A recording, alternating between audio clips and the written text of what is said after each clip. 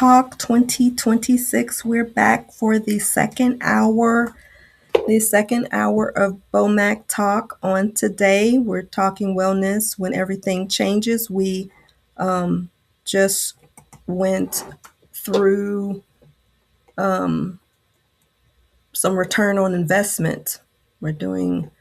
Today we're talking the ROI, return on investment of resilience, and why wellness works. So we talked about the personal return on investment by doing a life plan. So we went through an outline of a life plan. Check out the first hour to go through that. And then we left the last hour just making the case for change, talking about the bottom line, burnout, employees being absentee. And then we kind of read some examples. There's lots of reports. We just read maybe 8 or 10 of them between these sessions, but there's more, there's more where those came from. The recruitment edge. So the case for change, we talked about the well-being gap, what the problem is, and then we're going to go into the successful program, what a successful program is, by indicating that folks, when they are choosing an employer, 87% of the employees consider wellness offerings when choosing who they want to work for. And so having a wellness program, make sure that you keep your talent retention, and then talent acquisition. And so the 5 pillars. The first pillar is physical health. Ergonomics. I have an ergonomic chair, ergonomic keyboard. I have ergonomic mouse. And I have been working on the computer. Been working on computers since the early 90s, and I don't have any workplace injuries because of working on the computer, because I am very mindful of my workplace furniture, equipment, and those types of things. So I have exhaustion sometimes. So sometimes I do have to put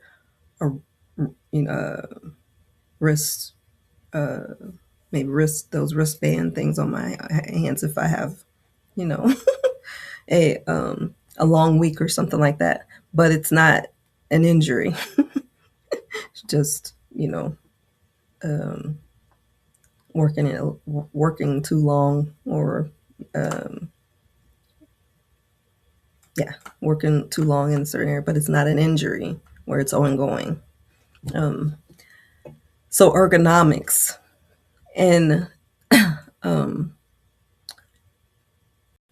we don't think of ergonomics as being a real injury, that you can really be injured by working on the computer, but this is a real thing. And so physical health, ergonomics, on-site gyms, and nutrition. Now, I can say from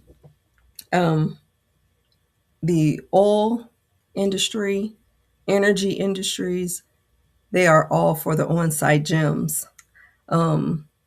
I recall when we were kind of visiting stadiums as prototypes for stadiums we were doing for the school district. We went to, in Oklahoma City, Chesapeake Energy, which is now Expand Energy. But they built an extensive corporate campus featuring all kind of amenities for their employees, including we went to see their walking and running tracks. And these tracks, I was all-American athlete, high school, went to athletic games, just all around sports. These tracks were competitive tracks that they built for the employees. They were really, they weren't trails. These were people could compete in these facilities. And these are things that they built for their employees just to, at lunchtime or on their off time, understanding that you're in a demanding industry. We are going to put high demands on you. So we're going to counter that we're going to provide this corporate campus where you're going to have these extended amenities. And they're really good about doing that. And they don't have staff with them. I mean, they're not, they are state of the art facilities. Just well done, really well done places to be. And so they're all designed with their wellness in mind, with these landscape grounds and stuff like that. And then even Devon Energy, the largest skyscraper in Oklahoma City, which I think is moving their headquarters to Houston. But at the time, the state-of-the-art on-site wellness center. It's walking distance from a water taxi to go to the games. Bowling, you can go to the games, bowling, eating on water taxi. Then there's the botanical garden there. And then there's a walking park where they have live music playing and stuff like that. But these are the oil and gas and energy companies. And they really have that piece down when it comes to facilities of this on-site gym deal. They are all about the built physical environment, and they really do it well. We even saw in Finley, Ohio Marathon, Petroleum there provides like a comprehensive wellness kind of initiative. And we see a lot of individuals within there's right across the street from their facility is either YMCA or YWCA. So lots of employees in there and walking their campus as well, with has gardens, and it's really built out to where you can see it's intentional in terms of that mental health support and that fitness and wellness element is there. You can see it. And there's like an on-site garden with places where, because it's in the midst of town by the university, so you can walk to get something to eat. And then they have these on-site gardens, seating areas that are built in to the landscape so that you have a place to relax and eat your lunch. And so I've just found that oil and gas and energy companies, they just do it like nobody does. It's just amazing. Some of the things that they set aside, but they make the money to do it. So yeah, physical. I'm talking about physical health. You can provide physical built environment places that contribute to your wellness programs. Ergonomics, on-site gyms, and then nutritional programs. Maybe providing stipends, or even points or trainers, lifestyle coaching, those types of things. And even having some wellness champions. That's a coined word, champion for this, champion for that. But in any case, next topic is the mental and emotional health, stress management, resilience training, access to mental health resources, taken serious in the community settings, not just cliques or the culture norms, but really providing support in those areas so that individuals understand that it's okay. It's okay if you are watching your emotional health. Your mental and your emotional health is part of your wellness plan. And you can gather a team around that. I really like the way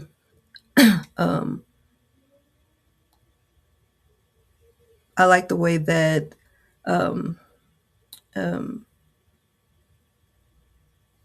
I like the way my church does this particular element. They have 5 different licensed professionals where you can select someone for mental and emotional health counseling.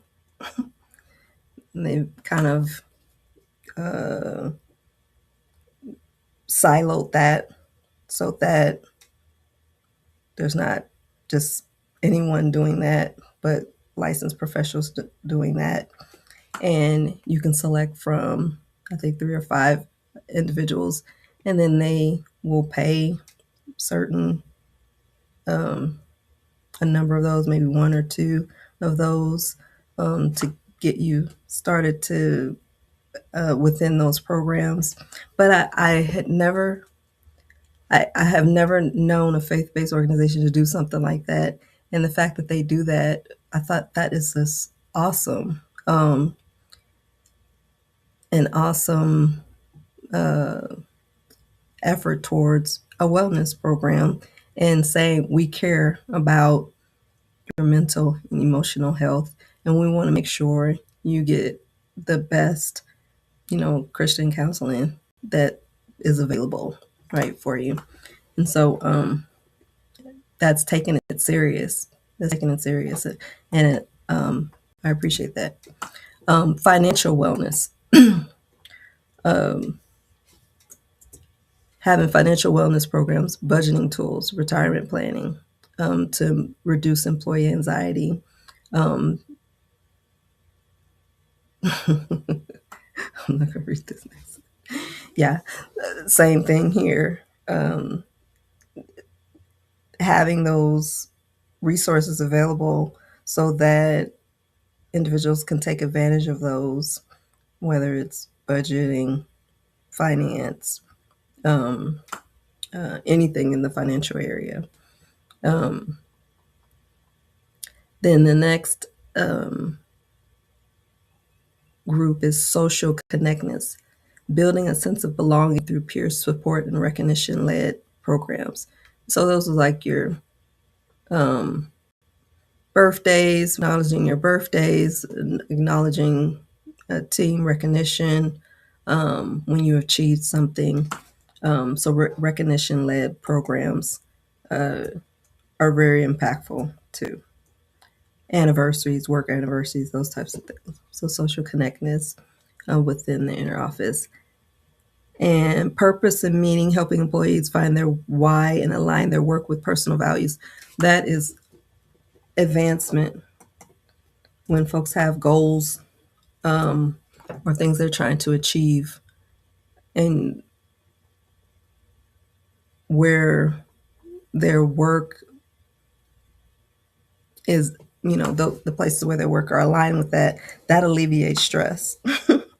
That alleviates stress. I remember, there's so many stories in here. I have to stop myself from telling all these stories. But I recall one time when I was working in an architecture firm, and I was the youngest project manager, and I was learning some things and everything. And I had found out I was doing the budget.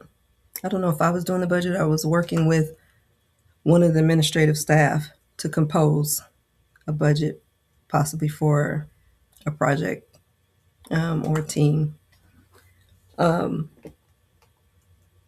These were retail build outs under 5,000 square feet. So we were doing it for telecommunications. So But I was youngest project manager, and I found out that my pay scale was different than the other project managers. I wasn't supposed to find out. It was just in the process of me doing the work that I found out.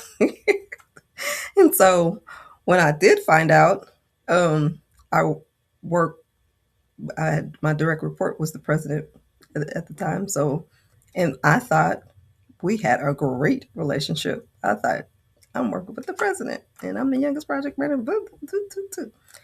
Until I saw how much I got paid. I was like, wait a minute, we ain't cool. So we had a meeting, and that purpose and meaning came up because I wanted my pay to match the other PMs. And at the time, I hadn't finished that particular degree program, and he indicated that's why my pay was different than theirs, even though I was doing a comparable work. And so, well, I indicated, well, my professional development goals are X, Y, and Z, and I want to do, this so that I can get the pay scale raised. And his response didn't align with my goals. He thought I should stay where I was.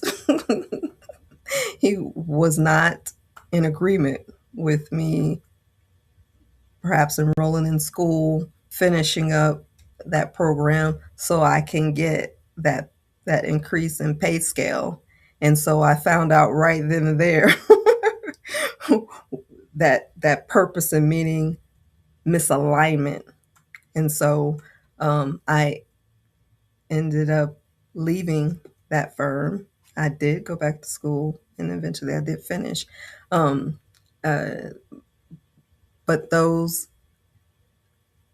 types of tension at work are real, in that there could be at any time come up a misalignment where you thought, oh, I'm good, I'm cool, and then all of a sudden, wait a minute, there's something here, it have to be corrected. And it can cause stress, anxiety, and these situations that can lead to burnout. Because if an employer is in opposition to your professional goals or your professional development, or they don't have tracks to advancement, like eventually I want to be partner. You don't have a track of advancements for me to be a partner, then I've outgrown, that particular organization and those types of things. So yeah, these are real outlines, real situations with real outcomes. So you have to take those things in consideration for employee retention, acquisition, and enrichment. So that was an outline. You're like, what were we talking about? What were we talking about? We were talking about the 5 pillars of a successful wellness program. What are they? Physical health. And we went through some examples of that, some built environment, those types of things. So physical health, mental and emotional health, financial wellness, social connectedness, and purpose and meaning. And it sounds like a repetitive theme here, because as we were doing the outline for the life plan, similar topics there as well. So this is the proven return on investment.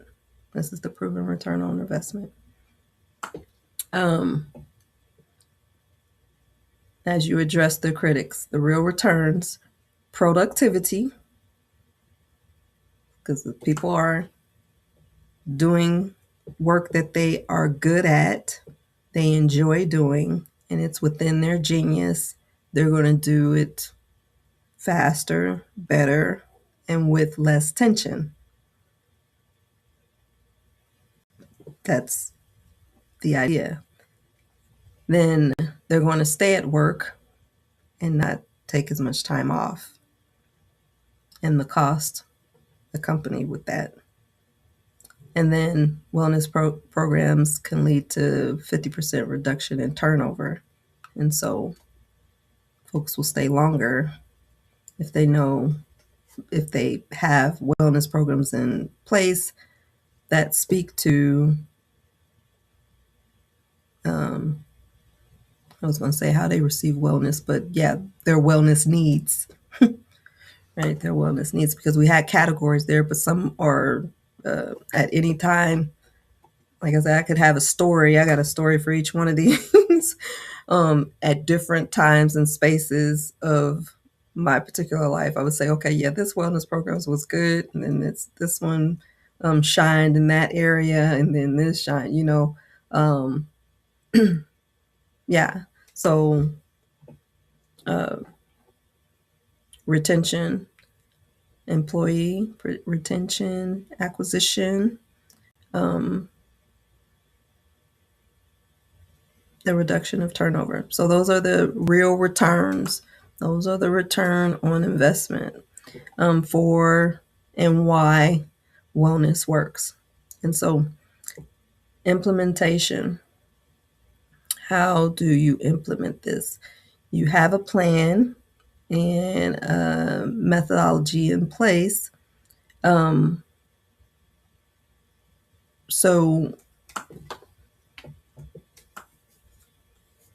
after that, there's the implementation. This is a difference between consultants and managed services. A coach, a consultant, and a managed service. Clients at times do not know what the difference is between those three. Coach is just like when you are an athlete, they give you a play, and you were to go out there and after you practice and do the pick and roll, pass the ball and run the play. A consultant, similar to what we've done here, is they compose a plan of action, and give you some advisement as to how you should proceed with the solution to a particular problem. But they may not necessarily implement it. They're just coming up with the plan. And this is why at times consultants get a bad rap, because when we do statistics, whether it's waterfall or agile or a tech project or a construction project,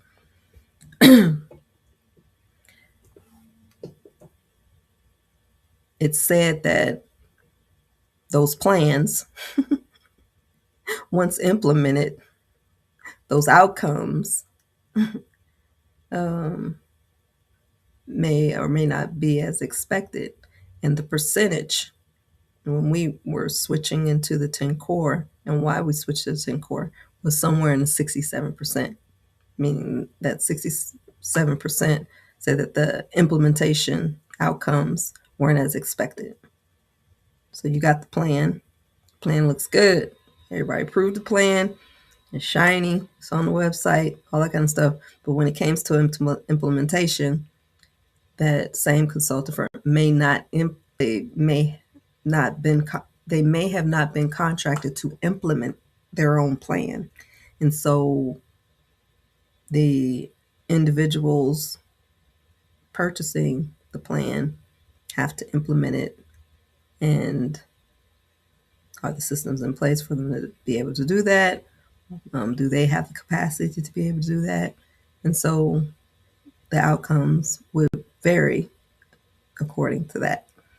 And so the stats said that 67% on some of these projects the outcomes weren't as expected, and features that were paid for weren't even used, weren't even addressed, wasn't even needed. And so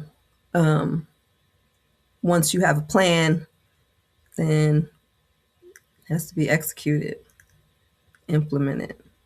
So once the plan is built, building your own plan, assess the needs, get the buy-in,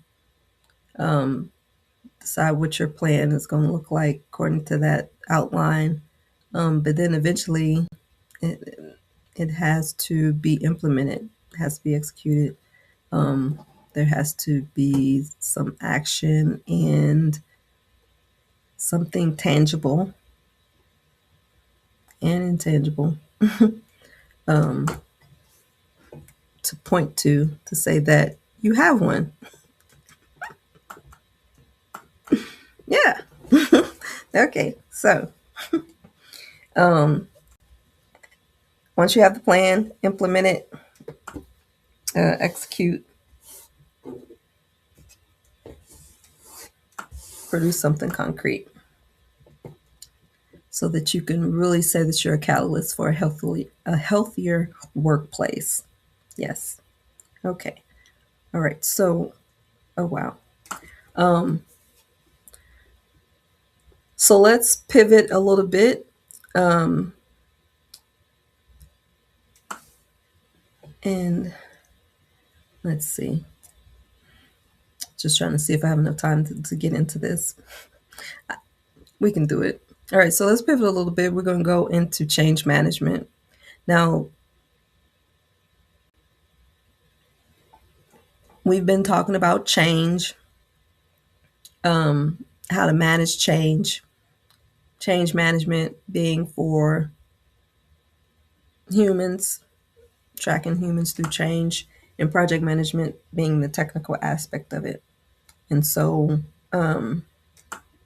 here's another statistic: 70% of change initiatives fail, often due to employee resistance. So we're going to show you how to be the 30% that succeeds, right? So yeah, these percentages just mind-boggling to me, because there's whole industries.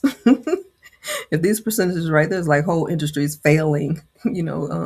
Consulting industry, one of the disruptions that we had even before AI came is the software as a service analysis, doing analysis, tech analysis using tech products, and having a vehicle for that. And the reason that became so disruptive and so necessary is because of these failure rates, these outcome rates. They're just like, okay, what were you doing before? If that's what the rates are now, how long has it been like this? Yeah. So we did our 10 core because the frameworks that we were looking at, we just felt like 10 core could do it better, or could encompass all of those. There would be a framework for project management, a framework for this, a framework, and just like, that's too many. We can encompass all that within one. And this is applicable to this. We're going to name a couple frameworks here, and then we're going to show you how Urbane Tectonics does it. And it's similar. We didn't even, and it wasn't even intentional. It just makes sense. Some of these frameworks that even through manufacturing, it's just like, okay, that's just normal stuff that just makes sense the way it's supposed to do. It's supposed to be like that. So change management, there are models to choose from. They're called CODR, 8-step process, or ADKAR. I think it's ADKAR. Am I saying it right? ADKAR: awareness, desire, knowledge, ability, and reinforcement.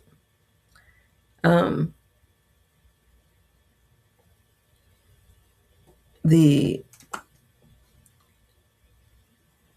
ADKAR model and Kotter's model are complementary change management frameworks that differ primarily in their scope, right? So one focuses on individual, the other one on organizational.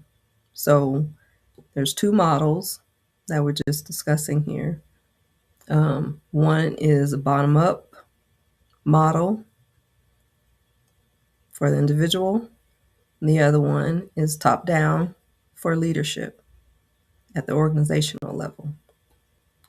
The key differences is one is individual adoption, the other one organizational shift. One is bottom-up, one's top-down. One is milestone-based, more task-oriented, simple. The other one more complex and strategic. Or strategic planning. Now, I like that. Plan anything with a plan, right? And then one is best for process and system changes, skills in regards to that. And the other one is more of business culture shifts and restructuring. So depending on the nature of the change or the majority nature of the change, you may choose one model or the other, or you can do a hybrid approach, right? Simultaneously. Now at Urban Tectonics, if we use this as a prototype or framework, then we have a hybrid approach. We employ the Cube Engineered Solutions Technology Division, 𝗪𝗵𝗶 Core 1, Operations Core 10, Project Management, through organizational programs and project management for business operations. So when the change involves operations or project management issues, or charts through composing an organizational program, or project management or business operations, then we utilize Cube Engineered Solutions Technology Division for that. Then if it's individuals, when it comes to individuals, we couple that with Gamma Learning, the Education Division, Core 2, Human Capital, which includes change management, right? And we said this before. We do project management for the technical, and we do change management for human capital, which is Core 2. Project management is Core 10, right? And so we have it there, but it's not exactly using, step by step that model. We have our own kind of a process within that we utilize. So this is the package that we submit for a consulting service. If we get an RFP and they are in need of project management services or organizational development or marketing and branding, or they need tech training, professional development, then we can cover that work under the 𝗪𝗵𝗶 Core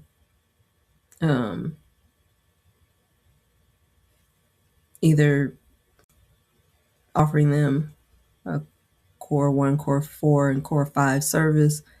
And then we always couple that with Core 2, Human Capital, some kind of training. It's always coupled with some kind of training.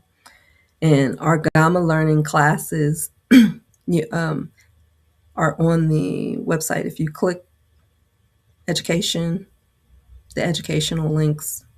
Every division has their link line, in the pie, the pie of that circle. And within Gamma Learning's link line in the pie of that circle, for industry-specific managed services, there is a list of Gamma Learning courses for professional development, also for workforce development, which is for the individuals. And what I didn't realize, and I just been pulling this together, and even previous to now, just in this past month, I didn't realize there is a set of classes that aren't in there that need to be in there. We had composed a class listing for some of the community, I think it's community trainings for Judson as well as Northeast, years ago. We composed it years ago. It had been a part of Gamma Learning programs for a long time, but the both of those organizations have their own format, so we hadn't transferred over to the Gamma Learning list that was on the website. We had just been corresponding with those districts, with those schools, and so I didn't realize that it wasn't publicly on the list. So we're going to be working on that, getting that on the list. But two of the classes that are pertinent to this discussion that I was like, oh my goodness, that's not on there, that needs to be on there, is the course title. It's OD107 is the course title, and the number OD17, Organizational Development 107, Change Management. That class is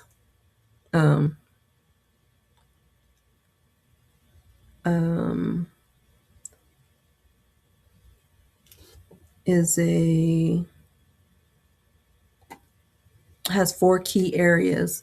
You will learn how to, the student will learn how to convey a clear vision for change, learn how to build consensus among the stakeholders, managers, staff, and clients. The third thing they would learn is how to manage and lead your team through each phase of change. And then fourthly, discuss effective strategies to making your vision a reality and measuring change management success. And each one of the classes for Gamma Learning has a book. If it's not our book, and that's where these kind of got overlooked, is that most of the classes that are on the Gamma Learning list are utilizing our books, which should be first. But we had, before we start writing our own books, we were using books for these other classes. So it was just funny. So the book for that is Successful Change Management by Gwen Ventris. And that's the book we were utilizing for that course. The other course that is significant to this discussion is the Emotional Intelligence book, OD1. The course is OD108, Organizational Development 108, Emotional Intelligence. Students learn how to control their emotions, learn how to build social skills, and learn how to become self-aware, self-monitor, as well as to self-correct, and discuss smart strategies to solving various people problems. This book, I love this book. I really enjoyed this book. I went through this training while we were in Oklahoma City, and it was an excellent book. Emotional Intelligence Works by Michael Kravitz and Susan Schubert. Excellent book. We utilized that book for that course, and we're offering that as part of Gamma Learning. Okay, and as you pay for that course, all the courses, I believe you are purchasing the books with them as well. And so then other courses that are aligned with this discussion of wellness, when everything changes, is The Universal Language of Core Systems Management by 𝗪𝗵𝗵𝗂𝗃𝗲𝗏. I know that girl. She's pretty cool. Organizational technical skills. It goes over organizational technical skills. There's a book, class, and some videos. The Universal Language of Project Management by 𝗪𝗵𝗵𝗂𝗃𝗲𝗏. Those are industry-specific project management technical skills. There's a book, class, and videos. Then The Universal Language of Love by 𝗪𝗵𝗵𝗂𝗃𝗲𝗏. This is biblical-based book approach for wellness. There's workshops, and then the workshops that we did for those activities utilizing the book, but then we can compose classes as well for that. The Universal Language of Spiritual Management, that's coming soon. That book has not been published as of yet, but this is also a biblical-based book and would be in the wellness category. And like all of the books in the Universal Language of Management series, they have activities at the back of the book that can also be utilized for workshops and for an extension into classwork, right? And so those are our macro to micro equivalent to those models. In addition to that, I have something else that I added here in terms of for 12 investments, the business division, Core 1, Core 10, industry-specific process maps and work plans for service delivery for project teams. So the Gamma learning is for the individuals, right? So those are group trainings. They're individually translated. But then when it comes to service delivery, most of the industries to which we serve, their services delivered through project teams. So there's usually, you have to work in a team to get work done. And so for 12 Investments Business Division, the way that we stacked the services in that division yields itself to developing teams in that area. Cube Engineering Solutions, all three of these together, they intertwine. They work in silo and then they come together to give us everything we need to, all the resources we need to assist and bring solutions to the problem. But when I say industry-specific process maps and work plans for service delivery in their project teams, I'm talking about how the work gets done.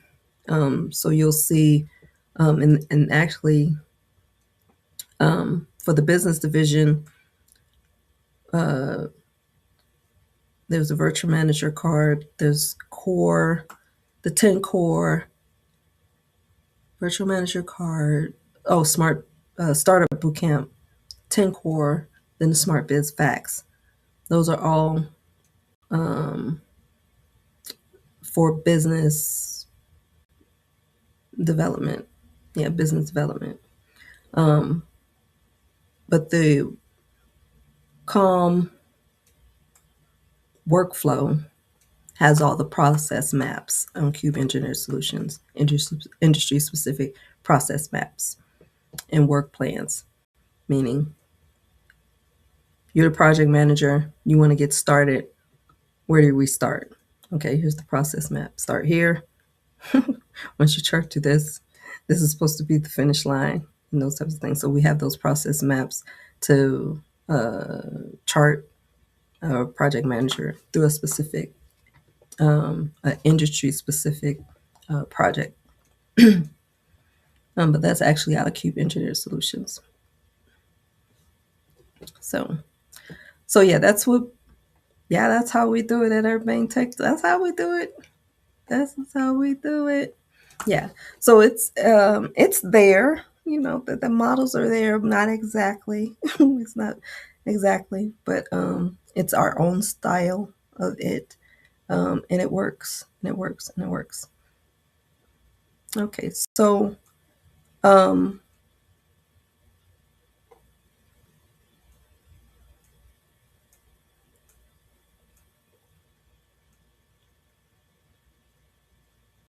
Okay. All right. So that is the wrap up for, that's a wrap up for today. That's the wrap up today, Wellness When Everything Changes. I hope you got something out of that. It was a lot to chart through, but we got through it, and we got through it. Enjoy your Friday, your weekend. Take all of this in, chew on it, digest it, let it simulate, let it stew for a while. All right, and come back to it, because I'm gonna have to come back to it too. When I I'm coming back to it when when we do the shorts. I'm coming back to it and kind of going through it over and over again. Like I said, we take our own advice, and we use our own service and product. So, if it's not working for us, it might work for you. It's not always the case, but we try to kind of work it through first before we make a recommendation. So some of the things that we have kind of discussed on today, we have some interaction with. So if you have any feedback on any of this, let us know. You can let us know by going to the website. We have the AI chat there. We have the regular chat there. If you are in a group to which we are a member, you can contact us on that platform. If you are a client and you have a question about one of the programs, one of the plans, one of the processes to which we discuss, then you can reach us at our website, 𝗪𝗵𝗵𝗀𝗃2.com, 𝗪𝗵𝗵𝗃2.com. You can send us an email, information at 𝗪𝗵𝗵𝗃2.com. You can also look us up in your vendor database, and our contact information is there for you to send us a direct message. You would look us up in the system under Urbane Tectonics, URBANETECTONICS. Yes. But we are available to answer your questions should you have any. That is BOMAC Talk 2026 for this Friday. Much love. We're signing off.